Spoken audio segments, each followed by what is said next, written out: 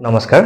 বহুতে কৈ আছে কি আপুনি কেৱল হৰৰ ষ্টৰী দি থাকে চেনেলটোত আপুনি ইয়াতে কিবা হিষ্ট্ৰীৰ কথাও জনাওক কিবা ইন্টাৰেষ্টিং বেলেগ কথাও আপলোড কৰক তো আজি এনেকুৱা এটা কাহিনী লৈ আহিছো যেটোত আপুনি জানিবলৈ পাব যে আমাৰ অসমৰ ইতিহাসত থকা এনেকুৱা এজন ৰজা যাৰ নাম আছিল বামুনি কোঁৱৰ আসল আহোম নাম তেওঁৰ আছিল সুদাংফা কিন্তু সুদাংফা প্ৰখ্যাত আছিল বামুনি কোঁৱৰ ৰূপে কেনেকৈ সুদাংফা গৈ পেলাই বামুনি কোঁৱৰ হল আৰু তাৰ অন্তৰালত কাহিনী কি এই সৰু ভিডিঅ'টোত আপোনালোকক মই সেই কথাটো বুজাব খুজিছো আমি যদি আহোম বংশৰ ৰজাসকলৰ তিডাল চাও ভালদৰে তাৰ দেখা পাম প্ৰথমতে আৰম্ভ কৰি চুকাফা তাৰ পিছত আহিল আমাৰ সুতেওফা তাৰ পিছত আহিল সুবিনফা তাৰ পিছত আহিল সুখাংফা তাৰ পিছত আহিল সুখৰাংফা সুখৰাংফাৰ লৰা আছিল সুতুফা কি কৰিছিল কছাৰীসকলে মানে কি কৰিছিল ট্ৰেচাৰাছলি মাৰ্ডাৰ কৰিছিল চক্ৰান্ত কৰি কিবা নাও খেলত মাতি নি তেওঁক মাৰ্ডাৰ কৰিছিল আৰু সেই মাৰ্ডাৰৰ প্ৰতিশোধ লবলৈ চেষ্টা কৰিছিল তেওঁৰ ভাতৃ তেওঁৰ নাম আছিল তাওখামতিৰ দুগৰাকী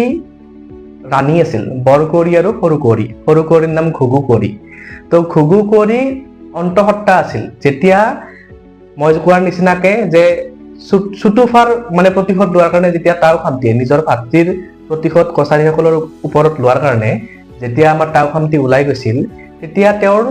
সৰু কুঁৱৰী আছিল অন্তঃসত্ত্বা মই ঘুগু কুঁৱৰীৰ কথা কৈছো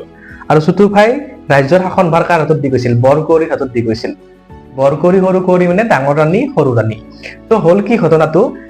যেতিয়া আমাৰ তাওখামতি ৰাজ্য দি পেলাই গুচি গল আক্ৰমণ কৰাৰ কাৰণে প্ৰতিশোধ লোৱাৰ কাৰণে তেতিয়া এই বৰকুঁৱৰী কি কৰিলে চক্ৰান্ত কৰি সৰু কুঁৱৰীক কিবা এটা দোষত ফচাই দি পেলাই কিবা বিচাৰ কৰি নিজে যিহেতু শাসনভাৰত আছে গোটেই মন্ত্ৰী পৰিষদৰ লগত একেলগে আলোচনা কৰি তাইক মৃত্যুদণ্ডৰে দণ্ডিত কৰিলে যেহেতু মাৰি পেলোৱা হ'ব তো চাওদাঙৰ হতুৱাই সৰু কুঁৱৰীক মৃত্যুদণ্ডৰ আদেশ দিয়া হল আৰু চাওদাঙে যেতিয়া সৰু কুঁৱৰীক চাওদাঙে কি কৰে ডিঙি কাটি পেলাই বা মাৰি পেলাই মানে অপৰাধীক চাওদাঙে যেতিয়া তাইক মাৰিবলৈ লৈ গল নিজান ঠাইত তেতিয়া তাইক দেখি পেলাই চাওদাঙৰ বহুত বেয়া লাগিল যে এগৰাকী গৰ্ভৱতী মহিলা তো কোনো ধৰণৰ দোষ নাই নিৰ্জু দৃষ্টিৰে একদম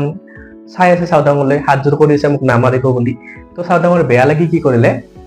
তাইক যাব দি দিলে যে এখন নাওত বঢ়িয়াকে উঠাই পেলাই পঠাই দিলে ব্ৰহ্মপুত্ৰত য'ত যাবি আৰু মুঠতে কমচে কম মাৰা নাই আৰু কুকুৰ এটা মাৰি পেলাই তাই তেজ আনি পেলাই বৰকুঁৱৰীক দেখুৱালে যে আমি সৰু কুঁৱৰীক মাৰি পেলালো এইফালে কি হল ঘুগু কুঁৱৰী আমাৰ সৰু কুঁৱৰী ব্ৰহ্মপুত্ৰ নদীত নাওত উঠি গৈ একটুকুৰা জেগাত পাৰত লাগিল আৰু সেই ঠাইটুকুৰাত কি হল এগৰাকী ব্ৰাহ্মণী মানে বামুণৰ ঘৈণীয়েকে কিবা কাৰণত আহিছিল নদীৰ পাৰত আৰু ঘুগু কুঁৱৰীক এনেকে মূৰ্ছিত অৱস্থাত দেখা পাই পেলাই তেওঁক ঘৰত লৈ গল ঘৰত লৈ যোৱাৰ পিছত কিছুদিন পিছতে যেনেকে নাৰদৰ আশ্ৰমত প্ৰহ্লাদৰ জন্ম হৈছিল ঠিক তেনেকে ব্ৰাহ্মণৰ ঘৰত ঘুগু কুঁৱৰীৰ গৰ্ভত থকা সন্তান জন্ম হল আৰু ব্ৰাহ্মণৰ ঘৰত জন্ম হোৱাৰ কাৰণে তেওঁৰ নাম ৰাখিলে বামুনি কোঁৱৰ কিন্তু বামুণৰ ঘৰত জন্ম হলেওতো বামুণৰ সন্তান নাছিল যেতিয়া একলা দুকলাকৈ ঘুগু কুঁৱৰীৰ পুত্ৰ বামুনি কোঁৱৰ ডাঙৰ হৈ আহিল তেওঁৰ গোটেই শৰীৰৰ অৱয়ব তেওঁৰ চাল চলন কথা বতৰা গোটেইবিলাকত ৰাজবংশৰ চিন ধৰা দিবলৈ ধৰিলে আৰু যেতিয়া তথাপি বামুণৰ ঘৰত জন্ম হৈছে ব্ৰাহ্মণৰ ল'ৰা ছোৱালীৰ লগতে খেলা ধূলা কৰে কিন্তু বাকীবিলাকত কি তেওঁ অকমান ওখ পাহুৱাল দেখা হল অতি শীঘ্ৰে এবাৰ কি হল যেতিয়া ইপিনে মই আগৰ কাহিনীটোত ঘূৰি গৈছো ইফালে আমাৰ তাওখামতি যেতিয়া ঘূৰি আহিল ৰাজ্যলৈ প্ৰতিশোধ লৈ পেলাই নিজৰ ভাতৃৰ তেওঁ দেখা পালে যে ঘুগু কুঁৱৰী নাই ঘুগু কুঁৱৰী ক'ত গল বৰকুঁৱৰীয়ে ক'লে যে নাই ঘুগু কুঁৱৰী এনেকুৱা তেনেকুৱা কৰি পেলাই হেৰি হৈছে মানে তেওঁক দণ্ডিত কৰা হৈছে কিবাকে কনভিন্স কৰিলে আৰু তাওখামতিক তো কিছুদিন পিছত সময় বাগৰিল তাওখামতিও মৃত্যুবৰণ কৰিলে মানে তেওঁৰ মৃত্যু হল লগতে আমাৰ বৰকুঁৱৰীকো মন্ত্ৰীসকলে কি কৰিলে যিবিলাক আমাৰ বুঢ়া গোহাঁই বৰগোহাঁই তেওঁৰ সেই আক্ৰমণ তেওঁৰ অত্যাচাৰী শাসন সহিব নোৱাৰি তেওঁক হত্যা কৰিলে আল্টিমেটলি আহোম ৰাজ্য হৈ পৰিল সিংহাসন শূন্য আহোম ৰাজ্যত বৰ্তমান কোনো ধৰণৰ ৰজা নাই যিহেতু ৰজা নাই এতিয়া আহোম বংশৰ এটা নিয়ম আছে কি যে অকল ৰাজবংশৰ মানে পিতৃৰ ফালৰ কোনোবা কোঁৱৰ থাকিলেহে ৰজা হ'ব পাৰিব